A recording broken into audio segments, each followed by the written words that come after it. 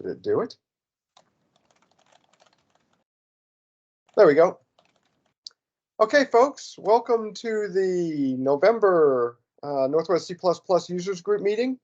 We're going to do something a little different tonight. Rather than just having a single speaker, this is going to kind of be a group discussion. So, feel free to turn cameras on or off if you want. The idea is to kind of get us talking a little bit more like we would, with a more traditional meeting, and just try something different and see if people like it. So the topic I kind of came up with based on, well, just kind of experience I've had in the software world for about the last 30 years or so. So for those of you who haven't been around that long, a long time ago, you used to be able to really do a project with just one language. So for me, that was typically C or C++. And I've noticed over time, that's just gotten more and more. We've gotten more and more languages together. The last few years, we seem to really be having kind of a renaissance in new languages coming onto the scene. For reference, I can't say exactly what it is, but the current project I'm working on actually requires about 5 different languages in the project. So for one part, we've got a microcontroller that's programmed in C. Because of a library compatibility thing, we've got another part of the program, or another piece of the another program actually, that's written in C++. We're using National Instruments data acquisition hardware, so of course that's programmed in LabVIEW. We decided we were going to try out some Rust, so we've got pieces of code in Rust. And then, of course, we've actually got some scripting that has to happen during our builds, and that's done in Python. So we're kind of like, well, there's 5 languages here. Do we really need all that? And when we try to remove one, yeah, we kind of do. So I thought it'd be interesting to just have a group discussion to see, what's other people's takes on that? What are, do we really need all these languages? What's the advantage and disadvantage of having so many languages? Because there's, some obvious advantages, but there's some definite disadvantages I'm noticing as well. Just for example, you really don't get to learn the language in nearly the depth that you would when there's fewer languages. So I'll just throw that out as kind of a starter for the group, and I think we just kind of, chat as we go. I don't know, we got a small enough number of people. I don't think we need any type of official moderation. So yeah, go for it.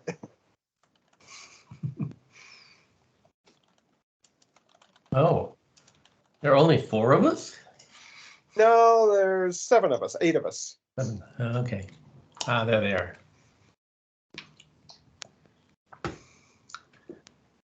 Well, should I start with a little more pointed question? What languages other than C++ are folks using at work? Let's start with that. Python. Python, okay. Anybody else? Most of my work is done in C++ and Java. I work on Chrome for Android, so the top level that interfaces the OS needs to be in Java, and the whole bottom level is in C++. But then we have to build it, which requires using a build script, which is something we call GN that was written in-house, so we have to learn that. And we have to check in configuration files. At work, we have this little tool where you can get a whole bunch of different badges for things that you do. And I've got a badge for having checked in code in 17 different languages now over my career. Holy cow. Some of them are little configuration languages that are sort of like sub-languages of Python. So BorgScript, GCL, Nickel are some of the names of the things we use. CMake, make, Git. Yeah, that's interesting. See, Git's interesting because I wasn't even initially considering that part of a language. But if you really get some of the fancy Git scripts together, yeah, you could call that a language too. Mm-hmm. Anybody else? And of course, then I was actually kind of hoping Walter would show up so we could talk about D. Yeah. Okay, Sphinx and REST, restructured text for documentation. Some people do Oh, not, yeah. Yep. like me. I do a lot of it. I've been spending a lot of time on Sphinx. Oh, wow. Yeah, and I wasn't even, when I put the idea together, I wasn't even considering various other languages like the documentation languages. I was kind of considering Make and CMake, CMake in particular, because it really is a language. Yep. Yeah. I mean, one of the things, whoops. Oh, yes, good one, Peter. Yeah. The title of tonight's reminded me of this. Where do new standards come from? I think it's kind of the same way with programming languages. Yeah. And I don't know if folks heard the basically Herb's keynote at CPPCon. He's looking at CPP2 now. And then, of course, we had Chandler's keynote at CPP North with Carbon. So that kind of piqued my interest of, so where's the C++ language going? It's been kind of going like this, and now it's starting to look like maybe it's going to do that. Well, there's a DPCPP, the data parallel C++ is a sort of a splinter language. Came first from Intel, but a lot of other people are using it now, and I'm going to be learning that. Oh, that could be interesting. Yeah, so it's the point of it is that it's not for just a program isn't run on just one machine. It's run on whatever resources are available, and you can send it here or there depending on what the resources are like. Yeah. Yeah. Clearly, there's a lot of domain-specific languages that have niche applications.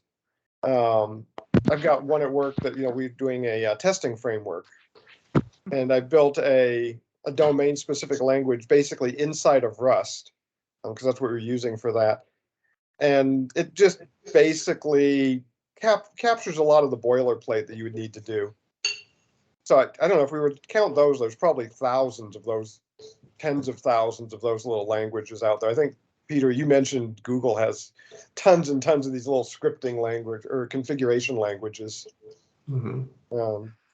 Right, of these 17 languages I've checked in code, probably at least 10 are some variant of Python that solves some little problem in scripting and automation and launching things. Oh, that's interesting. So when you say they're a variant of Python, is it kind of like an overlay on Python, or are they actually going in tweaking the Python interpreter to do stuff? I'm not sure. They're very Python-like, so they certainly inherited from Python's syntax and their way of expressing expressions. And it might be that they are then being compiled as Python after some preprocessor goes over them, or it might be that Python is interpreting them. I really don't know. Okay. Yeah, because I've ended up doing a fair amount of that over my career as well, just making these little. I mean, I've had languages that were as few as 3 commands. There was a automation project we did. Oh heck, this was probably over 10 years ago, and it was on Windows. And we essentially had a core product that needed to interface to a factory floor. And to do that, basically, we had kind of a framework that was generic, but we had to customize it for each individual install. So, they don't just run factories off of a production line. They're all a little different. And the three commands were basically set or reset a variable, or set or reset a control line, grab a variable which actually was passed through the registry as a config, and delay. And that was enough to just basically, automate a little script that allowed us to trigger a sequence of valves. And so, that type of stuff's pretty handy. The other one I see quite a bit is JavaScript getting integrated into things. Yeah. So if folks have ever done Qt, the QML sucks JavaScript in. Well, Qt has a they used to have their own engine for running JavaScript, and I think they at some point migrated to V8, and I don't know these days what they have, but it had a little engine in it, Yeah. which was useful. Yeah, and Qt in particular has basically got three languages in it. Yeah. There's, it's C++ is the base language. But Then there's Mach, QML, and then JavaScript. Oh, and I actually take that back. There's another one, QMake. Although they've migrated to CMake lately. QMake kind of went out the window. well, but if you take the domain specific things out, like the little things that assist you, like tooling, the make, the builds, all of that. If you're, because I don't even consider those. Those are kind of like little utilities, kind of like the AutoExec bat or the or the bash or the shell or the PowerShell, whatever you're using. I don't count it. It's like whatever you write more than, I don't know, hundreds or thousand lines a month. So I think there was a thing yesterday or today from Mark Rusinovich, who is CTO of Azure, that he said that we should all go Rust and every other language should be deprecated. I paraphrase, but I think that was the gist. And then this is old news. The Linux kernel guys are planning or already have integrated Rust. They are integrating Rust. Yeah. I'm of the belief of I'm in the same. I believe what you said earlier, that if you go too wide, you cannot go too deep. And I have very, very limited brain capacity. So when I was out of college, I was struggling to learn C++. And then that dates me. This is like mid 90s when Java came out. And I said, I don't have any bandwidth to learn Java. I'm going to stick with one. And I'm going to stick with one shell language. I think it was Bash at the time. And I'm going to see how long can I go without going after shiny new objects. And I think it was 10 or 15 years of successful career. Then I had to learn Python at some point, and I learned Python. And to this day, I can read Java. It's like a foreign language. I can read them, but I cannot. If you give me a blank piece of paper, I will not be able to write anything in it. But if you say, go modify this code or find a bug or fix it or do something with it, I'll probably do, but not start from zero. So, but it's been like 25 years now, and it's C++, Python, and just enough of everything else to be dangerous. Java, HTML, JavaScript, things like that. But I don't think I've written 1,000 lines in any of those. I've written hundreds of thousands of lines in C++ and Python by now. But so I'm sorry, I didn't mean to step on you. Go ahead.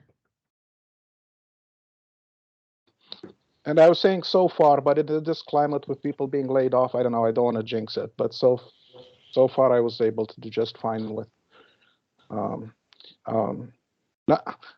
read Andrei's book on D when it was still manuscript, and I used to go and meet with him and Walter, and still that wasn't compelling enough to. And I spoke to Andrei. We had a phone conversation not long ago, and I was asking him, and I should go learn D or Rust, and he didn't seem very excited about either. Yeah, I spent entirely too much time writing C#. And fortunately, I managed to stay out of the ASP.NET arena. I've so far managed to almost completely avoid web programming, but not quite. Yeah. I can relate to that one. Yeah. I'm afraid I'm one of those who considers JavaScript an abomination. But, I'm with you there. Yeah. Well, I've had like to use Fortran. Yeah, I've had to use Fortran was my first language, actually. How about that for dating somebody? What was your first language? Fortran 4. Oh, wow. Yeah, me too. I've been doing this a while. In fact, Yeah. Well, I was in Fortran before Fortran 4. I started in 1968 in a high school class, and actually my first computer was an IBM 1620 running something called WITran or something that some college in England had developed as a variation of Fortran 2. But I'd have to call myself a serial programmer. I've rarely used more than one language at a time. It's just the nature of the jobs I've had in the aerospace business. And we did, assembly language coding and Fortran 4, and then I went into Radar, and they had something called Jovial. And Oh, yeah, then, I've heard of that one. That And then- sounds familiar. and then like C, that was the new thing. Yeah. And then, then when we got into embedded programming, it was all C, and then suddenly the government said, "Oh, no, you're going to use Ada from now on." So I did Ada for a few years, and then they said, then the government changed their mind, said you can use C++, and that became my favorite language all the way up until 2016, when I got assigned to do the back end at Ericsson, the back end of a web thing, and I had to do C#. So I've rarely had much overlap. But now I wanted to do, none of those things seem appropriate for mobile devices. And I reached the point where I said, well, what should I learn to write for an iPhone or something? I looked at the Swift manual for a couple of days, and I go, I don't want to learn this. Python. Python? You can do mobile development with Python. There is a framework called Kivy, Kivy, that allows you to develop multi-platform software, and it works on anything, including Android and iOS. I have not tried it on iOS, but I have an app that runs on Android, and it's a pleasure to program in. You don't have to even use Android Studio. The only reason I use Android Studio is to make sure my app, I use the emulators in it to make sure that it looks good on different form factors. Right. But other than that, it's just Python, and you can write what they call recipes. It's kind of build scripts to build native C Python extensions. And it's going to use the NDK, the native development kit of Android, so you can write things that the graphics is done in Python, and then it does whatever needs to run fast in C. How does it look on iOS? Does it look like a native? No, it doesn't look native on anything. They have their own thing. On iOS, unfortunately, it requires Xcode and all of that to build, just because of requirements. And I don't have. They try make you buy the latest hardware. Looks like Xcode keeps pushing the requirements, so I don't have any recent. My Macs are 10 years old or more. I mean, the funny thing is that on an old Mac, I actually developed for Android because I have all kinds of Python things loaded with Brew, and I use Clang 16 or Clang 15. What is the latest? But the point being, I didn't have to learn any of those languages, exactly because I resist learning things if I don't have to, and so Python works great. How about Qt for mobile devices? Yeah, so I've actually done some of that, and that actually it works quite well. Let's see, I'm trying to think if I did. Yeah, I wasn't doing Mac stuff at the time, but we were doing Android, which was actually even weirder because you've got this. You've essentially got the Java interface layer, so it kind of wraps Qt inside of a Java app. But even that worked fine. The nice thing about Qt is it's compiled so the performance is quite good on pretty much anything. I'm trying to think. We did. So at the time, the project we were working on was actually initially targeting MeeGo, if anybody remembers that operating system. It never really caught on. It was bought by Intel at one point, and then I think actually the Samsung TVs or the Vizio TVs. Anyway, one of the big TV manufacturers picked it up, and now it's their TV operating system. But at that point, we had a single app that could run on, at the time, MeeGo, Windows, Linux, and Mac. And it was very, very easy to have one code base that just did all of the above. I think the only thing we really had to tweak was there was a couple of path directories, depending on which OS we were on. And the rest of it just worked. And I'm trying to remember if anybody on the team compiled it for iOS. Yeah, because I've had Qt running on Macs and Windows machines and Unix, but not any mobile devices. Yeah, they added the mobile devices. They weren't originally part of the framework. Originally, it was just Mac, Linux, and Windows. And then I'm trying to remember what year it was. Probably I'm just going to say roughly 2015. I don't know exactly. Somewhere around there, they added the mobile operating systems. Mm-hmm.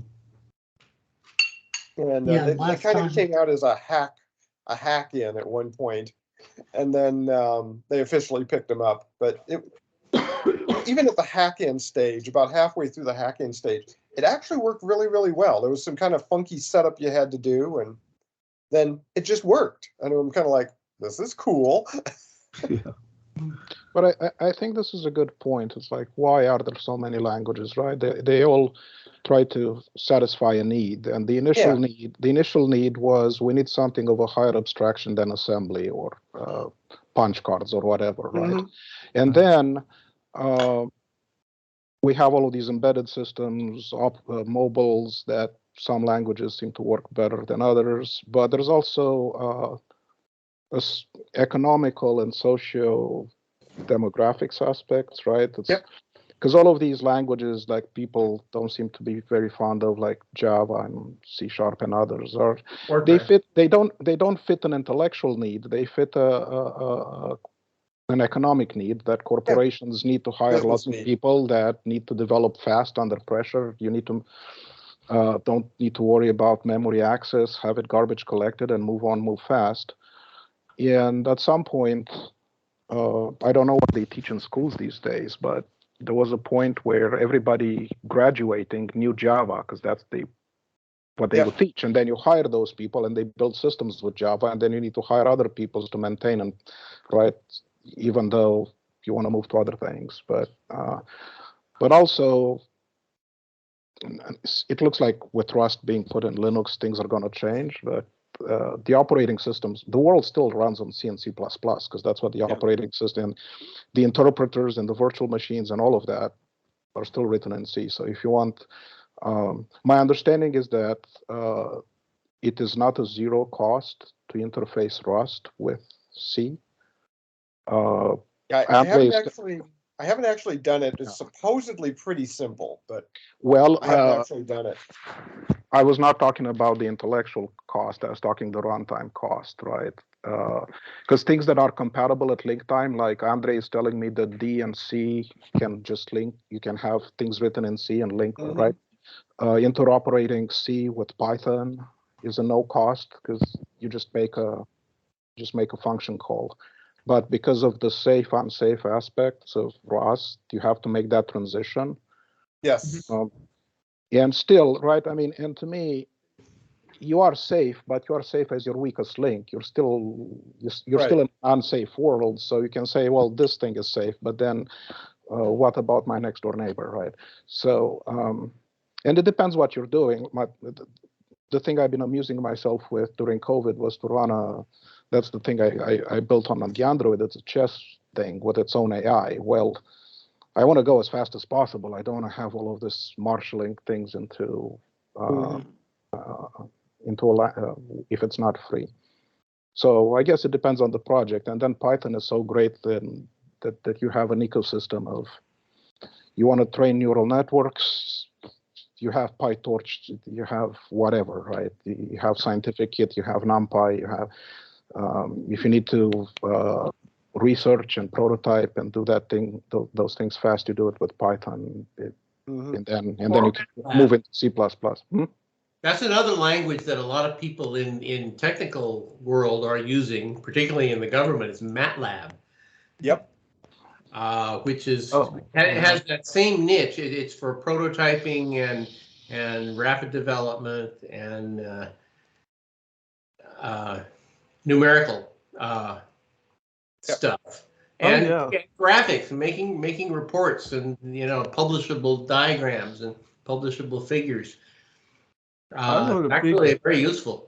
I wrote a big GUI in MATLAB, it was clunky, but I did too. It was horrible. I did the in Python in much more satisfactorily. Yeah, that's also very prevalent where I'm at is in aerospace is MATLAB, and a lot of the systems engineers and the engineers who are not software or hardware engineers tend to work in MATLAB directly. And even to the point of writing modules that you just directly incorporate into the flight code with simulation modules and so forth. So that gets entertaining. I've looked at that a couple of times. It's not exactly a clean interface. No, but we did this. I actually got some kind of a little award once because the engineers wrote all this MATLAB code, and we were supposed to rewrite it in C++. And I said, why don't we just call it directly? We don't have to write anything. They loved it. Worked great. Until you have to certify it. That gets a little interesting sometimes when you're at that level. Or until you want to sell it to somebody who doesn't want to pay $1,000 for the MATLAB license. Yeah. So MATLAB, at least if you get the big kit, you can compile it down into basically libraries that directly execute or directly link to C++. You pay extra for that. But you do, yes, you pay a fortune for that. The developer pays a lot for that. Well, this was Raytheon; they could afford it. Yeah. Yeah. Well, that's right. No, MATLAB can get very expensive. We were putting a system together, and I said, we needed MATLAB, and I was thinking, it's a couple grand, no problem. Just go get it. And I got the quote back, and it was $25,000 per seat per year. Ow. So MATLAB can get a little spendy if you get certain groups of modules in there. Yeah. Particularly if we add Simulink to it, which exactly system engineers tend to like. Yes. Which I haven't done that yet. Yeah, I don't know. This is why I stick with Visual Studio and Visual Studio Code, Community Edition of Visual Studio. I can't afford these kind of licenses. No. And frankly, the group I was working with couldn't either. It was like, I only needed it maybe 10% of the time. And it's like, no, you'll just share a license with somebody else. Yeah. What about Qt? They were free. Then there was a license, and so there's still two different versions. Yeah, I've followed that one. They still have an LGPL version, but they also have a commercial version. And the commercial version has now gotten quite spendy. I think it's about $6,000 a year per seat. Which kind of turned me off to it to a certain degree. It changed owners a few times, right? Because Trolltech sold to Nokia, sold to it used to be free for non-commercial purposes. Yeah, and it still is. And matter of fact, you can even get the LGPL version free for certain types of commercial. But it's basically, I think now the Qt company. So they've got to charge a lot because they're kind of self-supporting now. There's no major corporation backing them anymore. But they do have an interesting niche. A lot of the auto entertainment systems or infotainment systems are done in Qt. I'm trying to think what else I've seen that's done in that lately. So they've kind of found a premium, a market where they can charge these premium prices and have something that's fairly, unique and, build their little moat. And I'm not sure if this is accurate, but from what I've gathered, that a lot of those applications seems to be done primarily in their, what is it, QML? Yes, that's also true. Yeah, about the time I started getting out of it, the structure went from the Qt widgets, which were the desktop style controls. QML was just coming out. And this app I was telling you about that was done on MeeGo was done right about that time.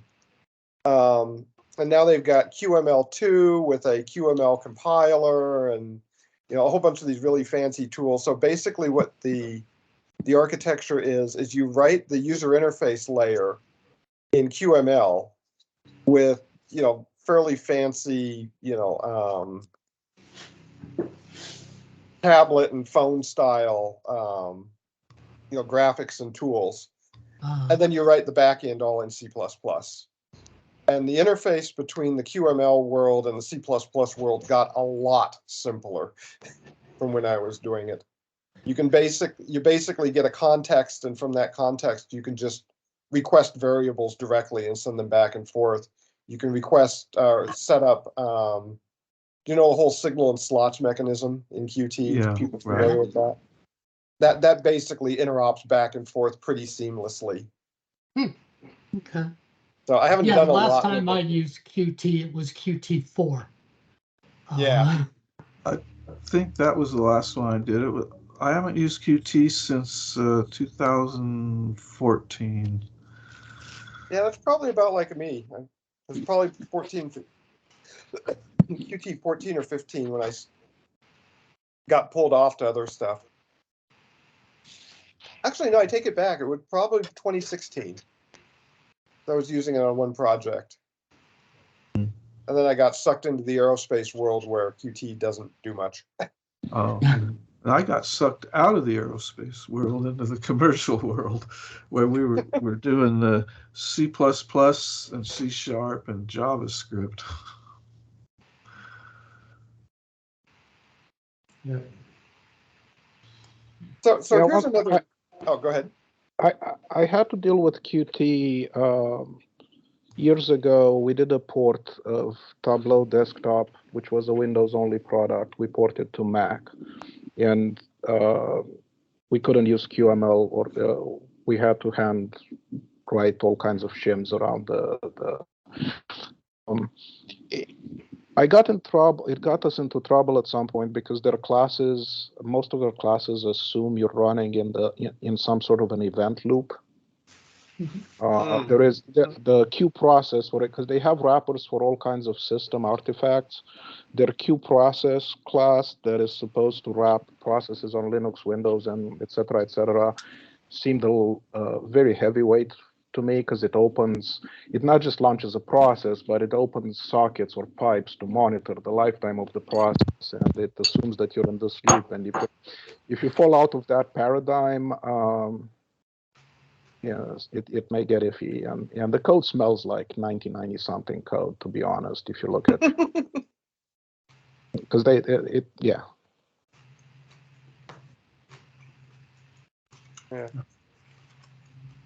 So here's a question. Oh, go ahead. Well, so then I see like the most popular languages, and C++ is like down at number 17 or something. I mean, C++ has always been my favorite. I've never learned Rust or D or things I can't even name right now. Yeah, keep in mind with those, because when I was kind of putting this talk together, I went around and looked at a couple of the different language it kind of depends on which language ranking thing you look at and how they get their data. So if I think I had the Toby link in the invite for this, and I think C++ is actually number 3 or 4 on that particular ranking. Although there's another one that's more geared to web development and stuff like that, and then of course it's way down on that one. So you kind of have to look at how they're collecting their data. Yeah. So here's a question. I remember Oh, go I ahead. cut my teeth on C, really. I mean, Yeah, so- Fortran was the first language that I learned, but I essentially taught myself C. And then I actually ended up teaching at the junior college I was at. I taught the teacher before he taught the class. But I remember for the longest time thinking this C++ thing is a fad, and I'm not going to bother with it. And then once I embraced it, I've never gone back. I'm still, no matter what language I'm forced to write in at work, I still consider myself a C++ guy. But the me reason too. people don't like C++, and I do, I like it a lot, but C++ is a language for professional programmers. Yes. Yeah. It's not a language you dink around with. That's Because right. it'll bite you. No, yeah. And the so that cuts down the audience and the penetration into society by a lot. Yeah. Well, one of the things I've always liked about C++ is when I code, I'm a control freak. And so Yeah. I want my objects to go away when I bloody well tell them to. I'm with you there. Absolutely.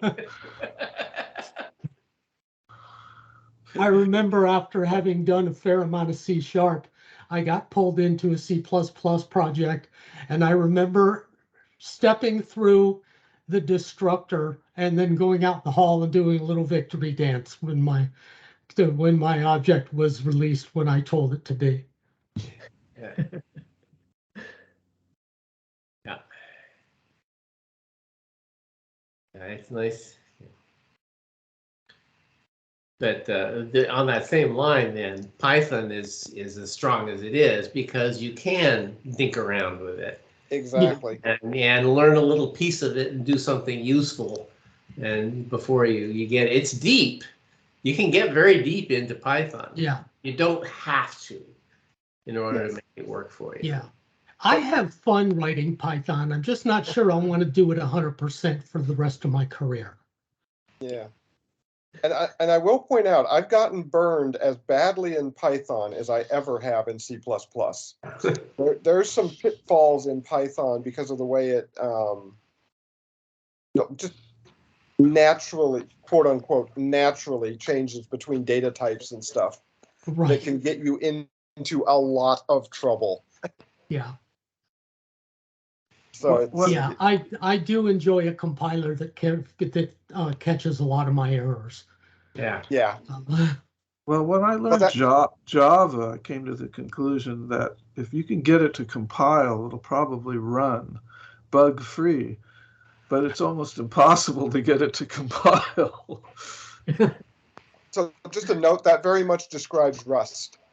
Mhm. You spend a lot of time in Rust getting it to compile, but once you've done it, you're pretty sure, there may be, higher level errors, but you're pretty darn sure that the general classes of programming errors that you run into don't exist.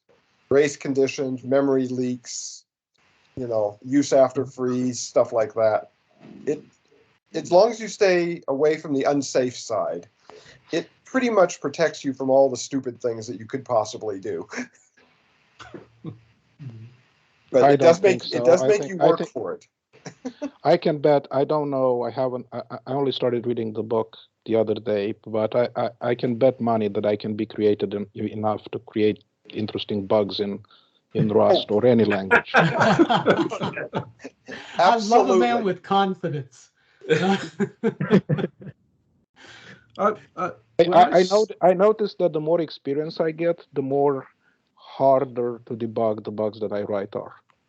They're no Yes. longer memory accesses or not even race conditions. They get deep. Yep. So Yeah, well, you just learn, you learn to stop doing all the simple, stupid stuff, and you get to the stuff that really is difficult. exactly. Yeah. Lock convoys and Well, and things that only reproduce one in a blue moon. right. So Oh, yeah. So here's a question for folks, because I get this a fair amount. With all the different languages out there, when somebody new comes into the field and asks you, so what should I learn first?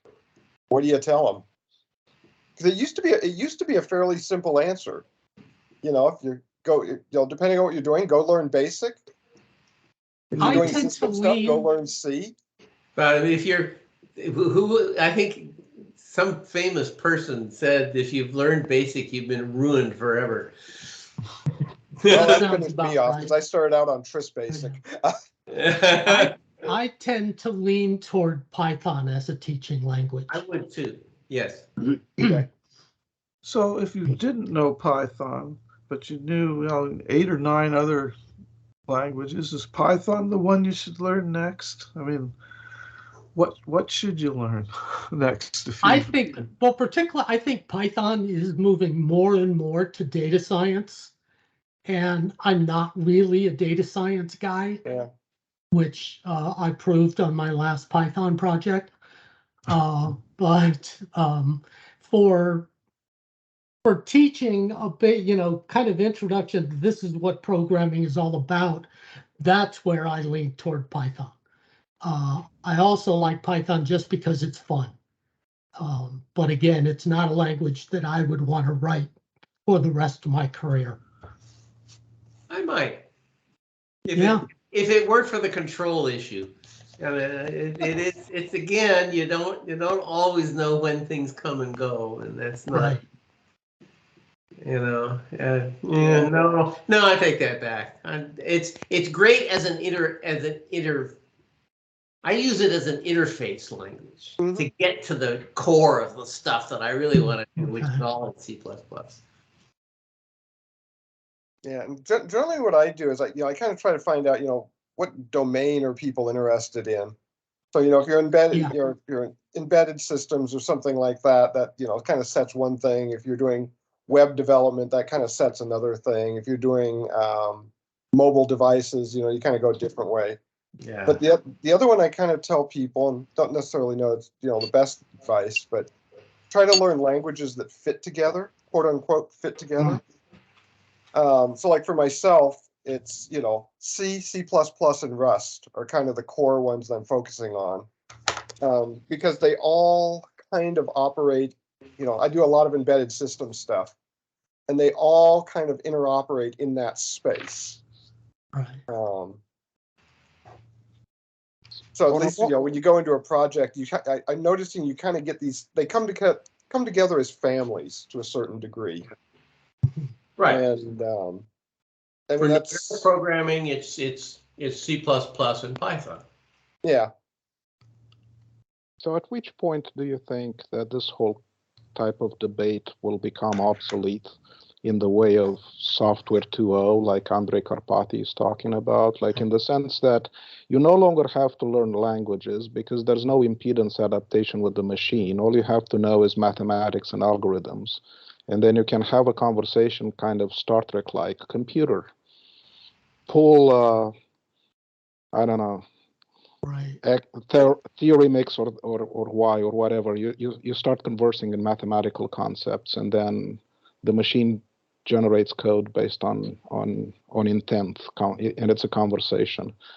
And this may sound like a little bit science fiction-y, but I learned how to drive on a stick. I still drive a stick. So do I. Sure, but in 1920 there were still people learning how to ride a horse. And I have a teenager that wants to go to driving class, and I wonder how long is that skill gonna going to serve him? Like in his lifetime, will that become obsolete because self-driving cars? And so at which point Yeah. programming language will become just a skill that you just don't need anymore because you just need to understand the algorithms at a higher level. I hope it doesn't come anytime soon because then I'm out of a job. That's kind of where I was going to go. Is I think when you get to that level of description, I think what we call programming now will disappear, because you won't tell the computer, what algorithm to use or something like that. You're just going to tell it, I want this, and it will just go handle the rest of it. Yeah. Well, at that point, do you even need software anymore, or can you just like, I don't need to make software for a user. The user can just tell the computer what they want. Yeah. Then I don't need my software anymore. I don't know. I saw a tweet the other day where they said, here's some basic programs that you should write, while you're learning or something. And it looked like about 30 years of professional programming. I don't see how you could accomplish all these tasks unless you were just gluing together a bunch of APIs or something, Do people program anymore, or do they just glue API calls together? I'll tell you, a lot of the younger ones are just gluing API calls together. That's another discussion I've That's had. actually a fairly deep thing, because the level at which programming happens is getting higher and higher and higher. That the languages and the systems and the libraries that come with the languages and the ecosystems that a language sits in are getting so much richer than they were when I was learning computers, that you don't have to do these tight loops to do something simple over and over again, because that's part of the ecosystem already. Yeah. So, and that's one of the nice things about Python, is that the Python ecosystem is huge and highly varied and pretty nicely maintained and free, for the most part. And that's a fundamental change in how programming is done. Is the level is way different than it used to be. And a change in the skill set needed for it. Absolutely. The talent, Oh, yeah. the talent needed for it. Yes. I mean, I started with 16 instructions and I had to do all the thinking. Now I have to be able to search millions of functions to find the one that already does it. Yeah. Well, and to Bob, to your point on the abstraction, one of the things I've been getting into in Rust is some of the parallelism aspects. Yeah. And so Rust has an ecosystem it's not as big as Python, but it's similar in concept, that it's very nice, and there's a thing called crates.io, and you just pull down what you want. One of the crates that Rust has is called Rayon. So essentially, if in C++ land, you've got the concept of iterators, right? And you can do essentially a for each using an iterator and walk a container or something like that.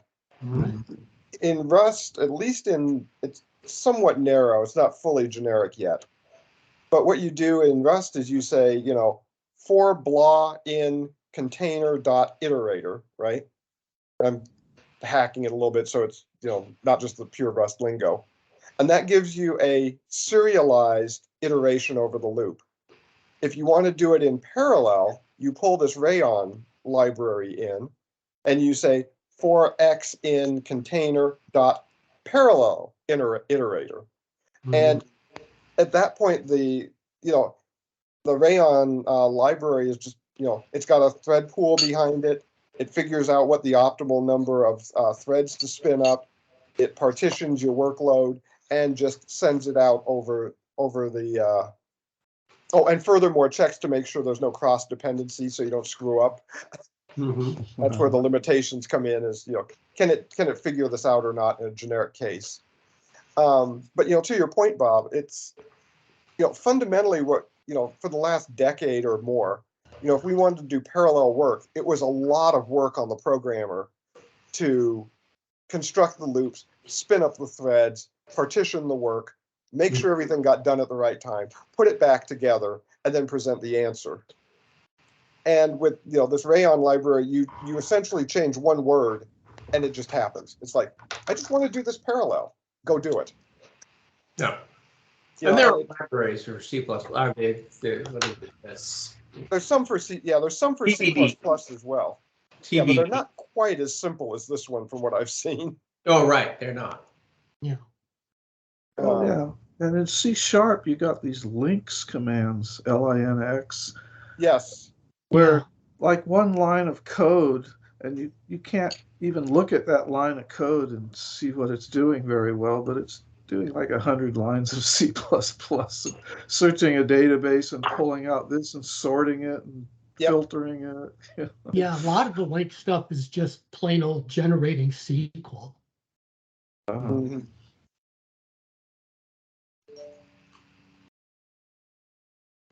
Yeah, when I was trying to learn Rust, I kind of hit a wall at Lifetime. Yeah, I've hit the same wall a bit at times.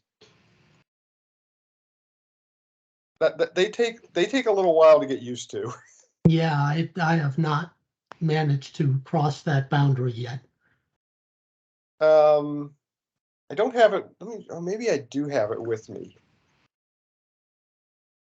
Let me check real quick. Hang on. There was a couple of videos I saw that really did a good job of presenting lifetimes. Let me just see if I bookmarked them or not. While you're doing that, I want to pull up something that Christian brought up a little while ago, which is that, if and when programming languages become obsolete, what will we have instead? And he brought up mathematics, which is another language, of course, and a different kind of a language. But, and I want to challenge that a little bit, because mathematics for most people is hard. It's where I cut my teeth, and when I was learning about programming, I learned it went from math to programming, because we were doing mathematical kinds of things, and it all has a mathematical underpinning to me. But I've hired some people straight out of software engineering degrees who have almost no mathematics and really are not. That would be me. Not there at all. Yeah. So to say, well, you don't have to programming, you just express it in mathematics, and I say, just. It's not that way for most people. It is for me, mathematics is me, but it's not just for most people who now are comfortable using computers, right? But not math. So Bob, you and I have had a couple of conversations over the years on this exact topic. More than that. Well, and just to frame it, when I was in school, the amount of math you needed for a computer science degree was definitely reduced, and the more mathematics, basically the mathematics rich portion of it got moved off into a scientific computing subdiscipline. Yeah. And you depending on which you did, you kind of could go like an OS subdiscipline, or a business subdiscipline where you learned a bunch of business math, or a scientific discipline where you learned the more traditional physics-based, linear algebras and or a web one, like that. Or a databases one, or. Yeah, exactly. Well, I got a BA in math, but I specialized in all this like non-Euclidean geometry and logic and set theory and number theory, and an engineer told me, you don't know any math. Well, It is true that. Well, yeah, there are some disciplines that are more useful than others to scientists. maybe I'm I not Yeah, sure when that I when I started out, my program wasn't math based at all. It was business information systems. Yeah. And so while they did teach languages like Fortran to start out with, COBOL was really the focus. I It was spent a like- summer writing COBOL, and it was the worst summer of my life. Yeah. College. Well, glad I apparently you missed could that have gotten generation. rich in the year 1999 writing COBOL. Yeah. I'm not sure that math well describes a lot of the things that I've had to do over my career, and I can't imagine using just math to explain it to a computer that way. Typically, the kind of things I get are you've got a list of contacts. Sort the list of contacts that are your close contacts and present them first name first and then last name. And then you want to have a nice little animation as each contact floats in. I don't know how to express something like that very easily in math. Now, there may be some other intermediate language that we use that is more math-like than what we have now, but just math alone doesn't seem sufficient to me for that kind of a job.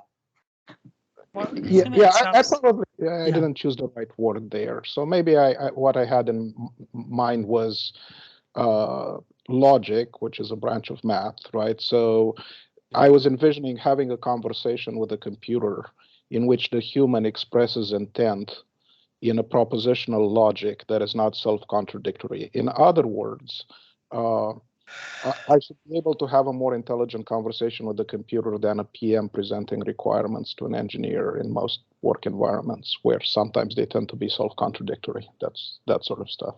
Well, Peter, what you just said, if you should be able to tell that to a computer. In natural, yeah, in English.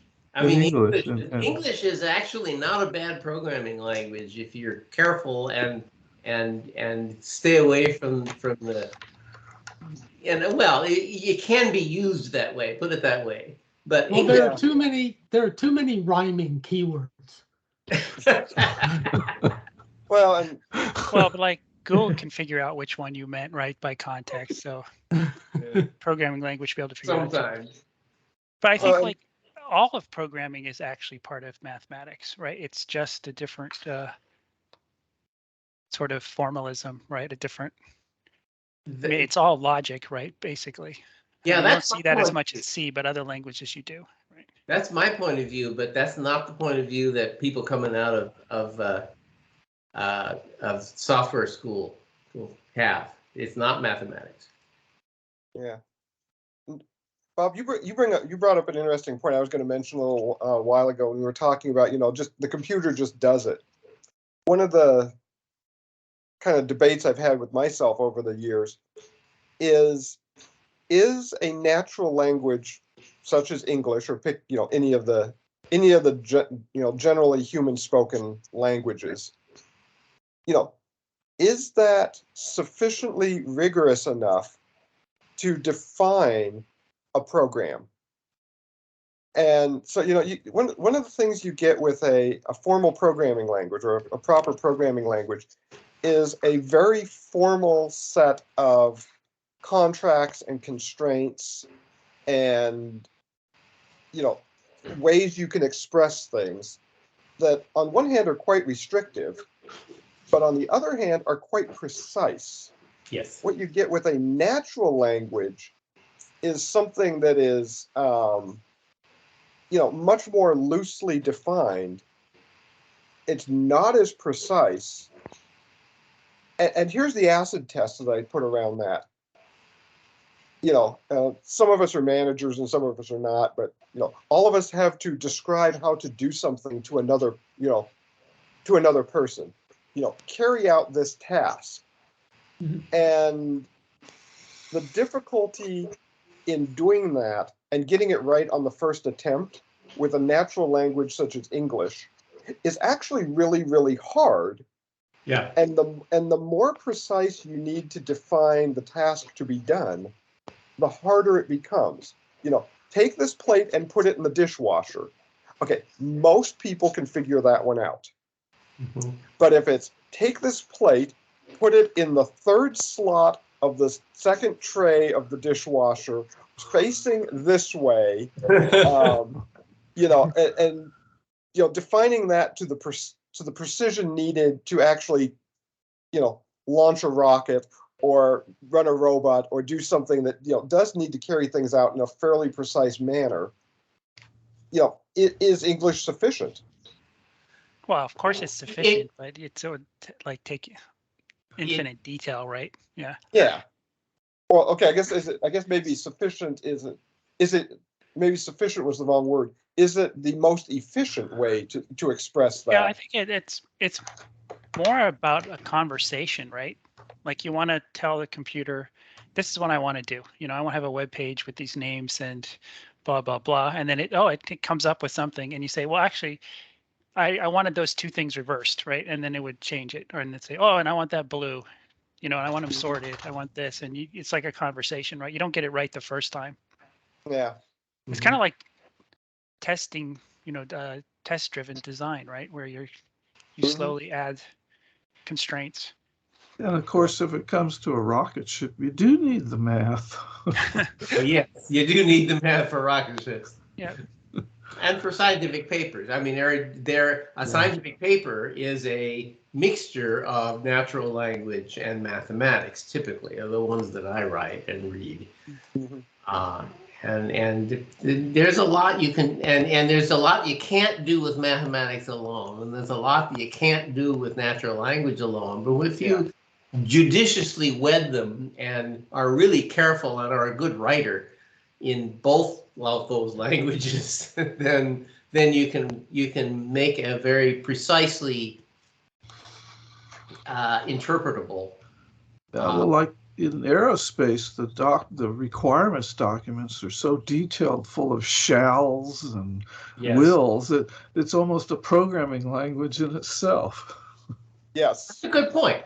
Specifications for engineering specifications are written that way in natural languages, but a subset of a natural language, and a very, very structured subset. And I will tell you from experience, getting those right and getting them complete is incredibly difficult. Yeah, I think there's a mathematical theorem about that, that it can't be both complete and consistent.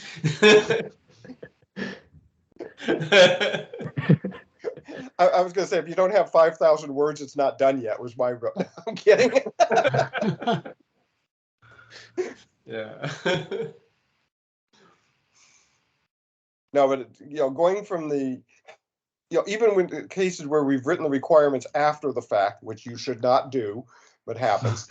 You know, even with that, the level of ambiguity in even a well-written requirement, you know, can really hang you up for a while. Oh yeah, and I'm not sure that it's true that you should not write requirements after the fact. I bet that certainly not after the product is done, but requirements always evolve as the product evolves.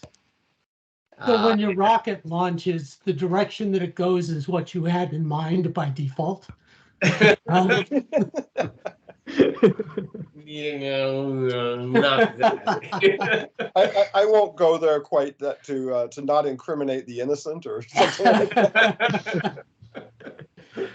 But the idea that you write programs that fit a pre-specified set of requirements is fiction. Yeah, it's always fiction. It is. That the requirements and the algorithm evolve side by side. but I have had cases where the code has been written where they had no idea what they were really trying to write. Ah. I've done that. Yep.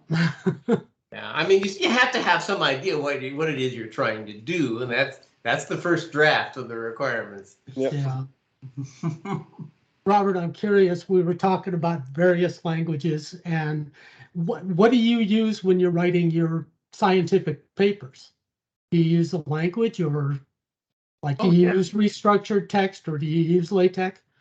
I use LaTeX. Do you? Okay, so there's yet another language. Yet another language. Yeah. Yeah, I still play around with LaTeX. It's kind of fun. It's actually not terribly hard, except for the math part, and the math part is actually, if you know the math, is pretty straightforward too. Yeah.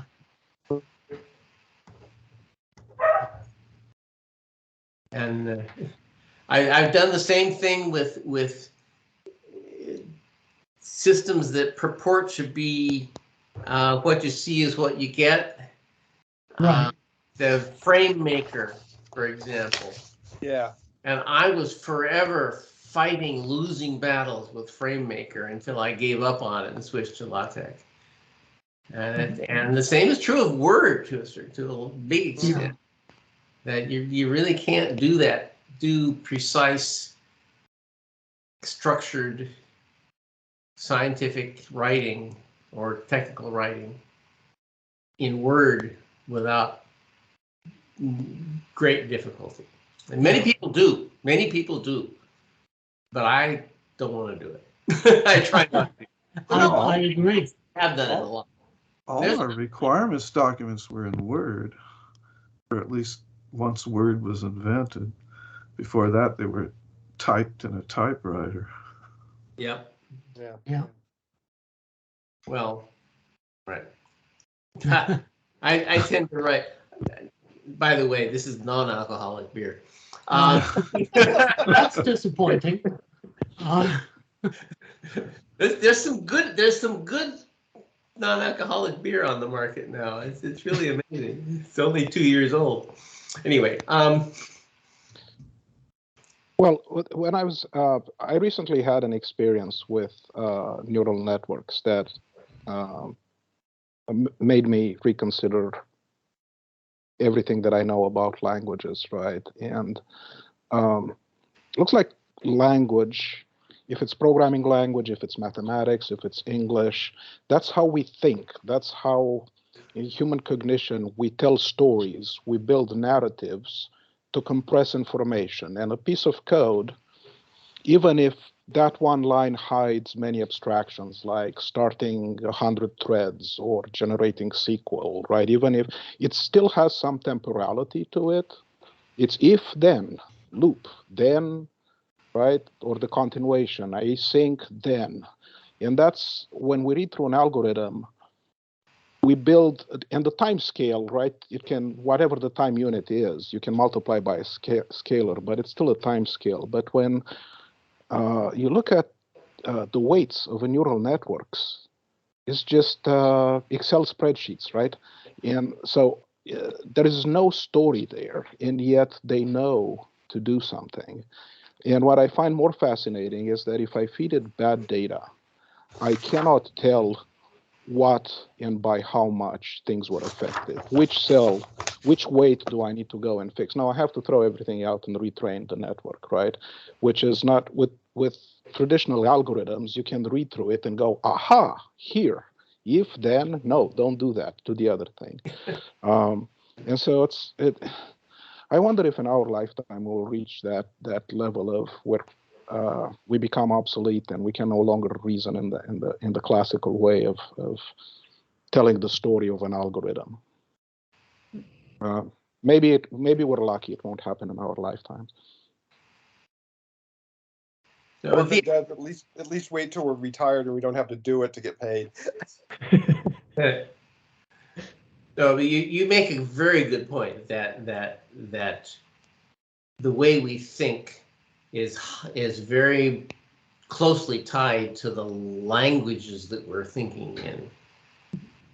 And this is an old idea. Yeah. Yeah, absolutely. Well, Yeah, but there's a narrative with a timeline. That's another thing. Yeah. Yeah, I find myself a lot of the times kind of thinking in terms of particularly C++ classes.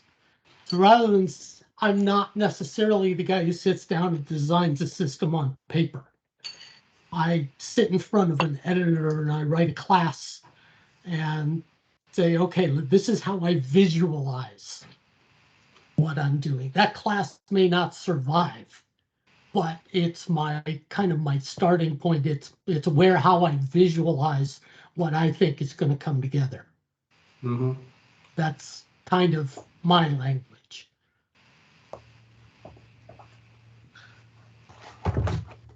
Oh, my dog just took my shoe.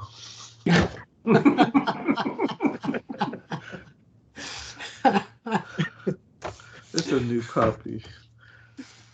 Okay, what does that have to do with programming languages? No, I'm kidding. It's an algorithm. Oh, Yeah, no, it just I specified the problem. The I just computer saw has to it. figure out how to get the shoe back. I just saw on Twitter, people are saying they just can't get the concept of object-oriented programming, and like, hasn't that been around like for half It's been of around their for life? decades.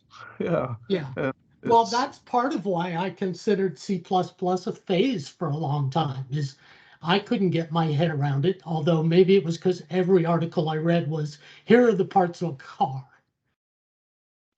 So give me at least one different example other than a car, and maybe I'll grasp it.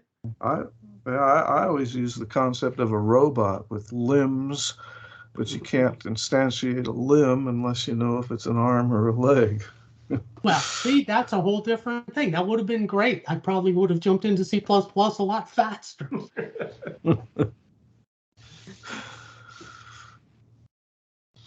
Yeah.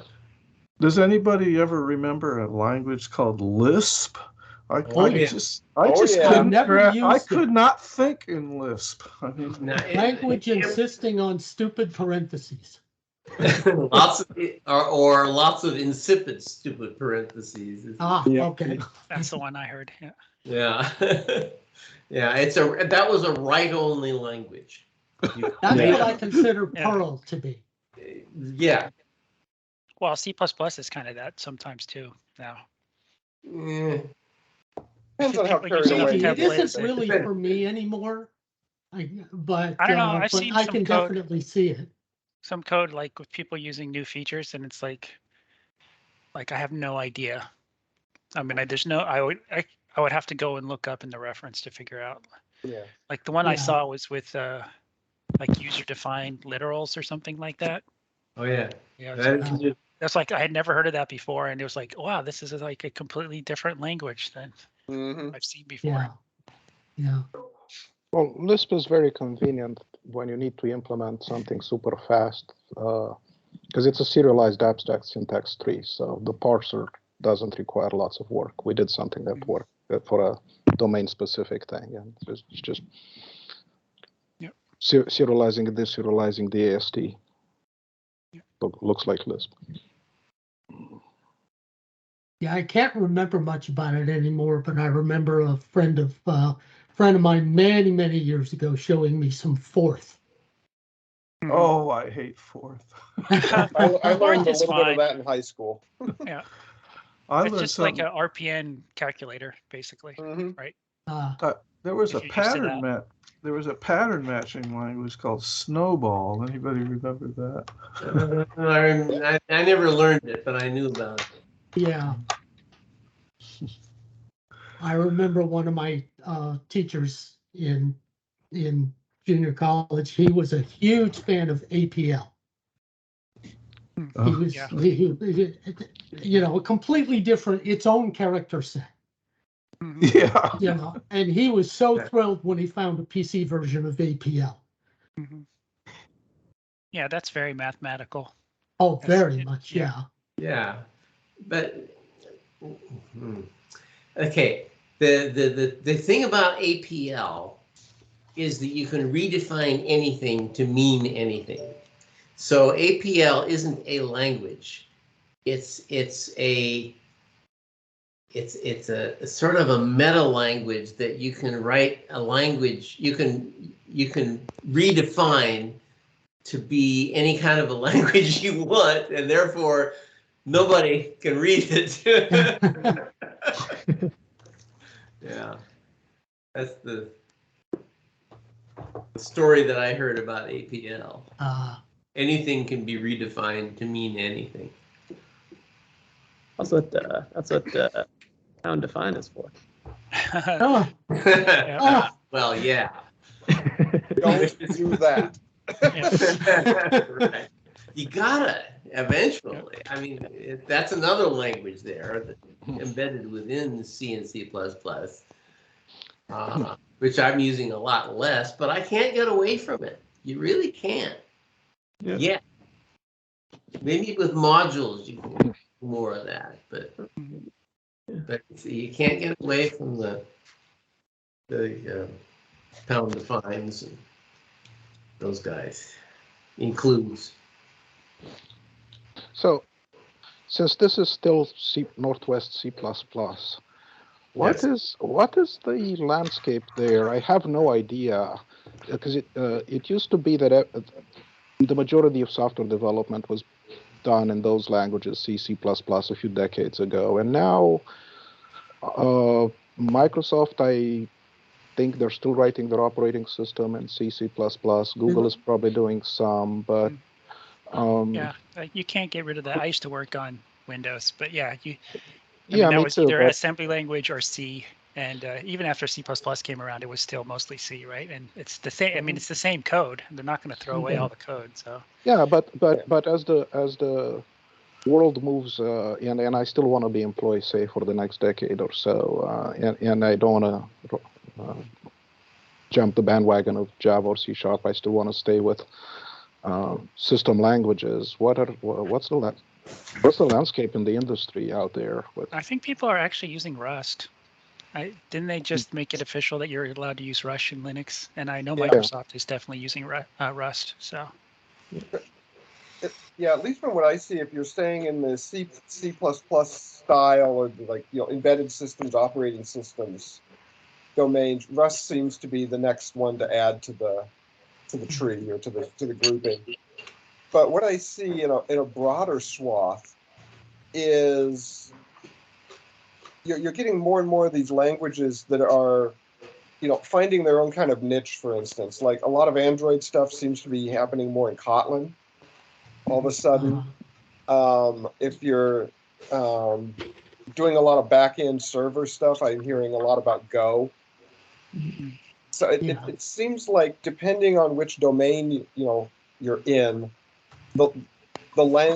which language you use, the de facto standard is becoming more specialized and different. I had a boss a few years ago. Actually, it was around 2013, and she made me learn Flash for a little pet project of hers.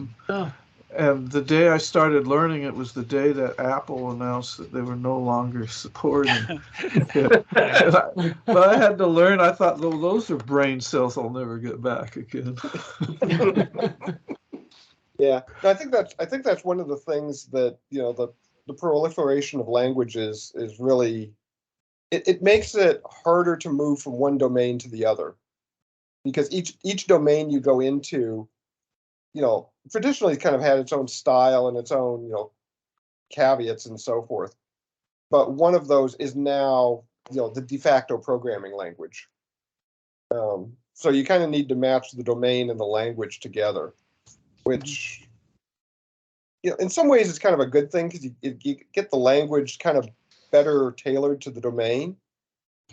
But again, it means like the project I introduced at the beginning of this, we're using 5 different languages because we're crossing a few different domains, and we got to make them all work together. And from a staffing standpoint, just because I'm more senior and I've been around this stuff, okay, I know all of these languages to one degree or another, with Python being my weakest. But as I'm bringing new members onto the team, it actually means, from a business standpoint, I need a bigger team, because I need a specialist in this language, I need a specialist in this language, and you don't typically find developers that are proficient across a wide variety of languages. Now you can teach it to them, and that's kind of what I've ended up doing. But you know, that's one of the challenges of more languages is you've got to make them interoperate together and work as a system. And you have to have people well enough versed in each of the different languages to make them work as a system. Yeah. And I'm sorry, Peter, but I still think 17 is excessive. Well, you do what you got to do. Yeah, I've looked at a little bit of the Chrome code at one point several years ago. I'm like, how much stuff do I actually have to know to make this build? Probably just the build system in C++ is all that you really need. Yeah. So most of those other languages are for things that are like Google processes that are outside the Chrome code base. Oh, God. I look at a list of languages now, and it's like I never heard of any of these. It's like looking at the top 10 records, and I've never heard of any of those bands Well, yeah, either. welcome to being old. Yeah. That's okay. They're all Taylor Swift now. No. Yeah. Does anyone actually listen to Taylor Swift? I don't know. Of this crowd? No. I've listened to. I'll admit to have listened to a little bit of it. Okay. I mean, My I could- daughter I put could on her name one latest song. album. I couldn't name one song. I'm sorry, but I used to really be into music when I was younger. So when you're using all of those mixes of languages, do you really need to be as cute as possible in each of them, right? Like you go in Stack Overflow and you see people saying, well, this is not Pythonic. You shouldn't write a for loop here. You should do a list comprehension, etc., etc. In C++, you see people saying, well, do a template and don't use virtuals. That's more, I mean, does the business problem always require to have an expert in each of those languages? You know what I mean? Not always, but it can. It really depends on what you're doing. But I when think I was like for developing code, it doesn't matter. But like for understanding code that other people wrote, it might need more expertise, right? Because like you can write a really simple program in just C style, C++, get it done, right? People did it for a long time. You don't need any of the new features. You don't need list comprehensions in, Python. when I first started Ericsson, I was looking at their code base of C++ code, and I said, "This looks funny." And this friend of mine, their coworker, said, "Yeah, well, those guys knew C#, and they just learned C++, and they were just C#-y things they did." And then I got assigned to write C#, and I'll bet you they said my C# looked funny. Yeah. Oh yeah. Hey folks. Something that we often do at our company is that when there's somebody writing a language that's new to them, the code will be reviewed by an expert in the language, and that'll be the one that says, yes, you should use list comprehensions, so that the language looks standard across the company. So there's no reason that you need to do it from a make it work right, but from a make the word maintainable or make the code maintainable point of view, you probably really do want to be doing things in the proper language style. And that's how we enforce the styles, by having style appointed experts who are required to do code reviews. That's great. So folks, we're almost to 8:30 here. So I've got one more question for folks before we kind of start wrapping up. Tonight was kind of an experiment to see, what people thought of the style of a meeting. What do you folks think? Do you like it? Would you like to do more of these? Have you had enough of this? No, I thought it was fun. Yeah, I liked it. Okay. Yeah, it depends on the topic, of course. Yeah, no, and full transparency, I wouldn't make this a staple of the, of our of the club meetings. I mean, it's the style we've got so far is pretty much bring in an expert and have them present. But this is another style that was done in the robotics group I go to from time to time, and it's an occasional, hey, let's mix things up a little bit. So I wanted to try it here and see what people thought, and it looks like we got a pretty good turnout. And after a little bit of getting everybody talking, I think it, kind of carried itself pretty well. But I wanted to, see what you folks thought. And if you'd like to do this again, I'll schedule one now and again. And if not, I'll find something else. For me, it I was really the liked- most active participation I've had since we started going virtual. Yeah. Yeah. I mean, it wasn't full on this kind of discussion on those occasions when I would show up in person, but at least, before whatever presentation was there was a lot more discussion between individuals. Right. That's true. I do I really like like Interesting to do like, I mean, I like this a lot, but to do a combination, right? Where if someone gives a lecture, then there's a discussion period afterwards, right? Okay. Yeah, do kind of a half Yeah. of the time lecture instead of a full. Yeah. So what we actually do in the robotics group that I'm in, sometimes is it's actually a 2-hour meeting. And the first half of the meeting is various forms of things like this to some degree. And then the second half is the formal presentation. Given that we tend to meet on weeknights, I'm not sure we want to go to a 2-hour format. Right. But yeah, maybe if we've got like lightning rounds or a shorter presentation, then we could split the meeting. Okay, that's a good thought. And So I I'm really not, like getting to see people's faces, and I really liked hearing people's opinions. I don't feel I learned as much as I do in many of the C++ normal talks, but then there are some C++ normal talks from which I learned nothing. So unfortunately. Are you saying I need to get better speakers? No, I'm kidding. I'm just saying you need to get relevant speakers. So sometimes Oh, somebody okay. presents something that's really interesting and totally irrelevant to what I do. Yeah. Well, it's probably relevant to what they do. Yeah.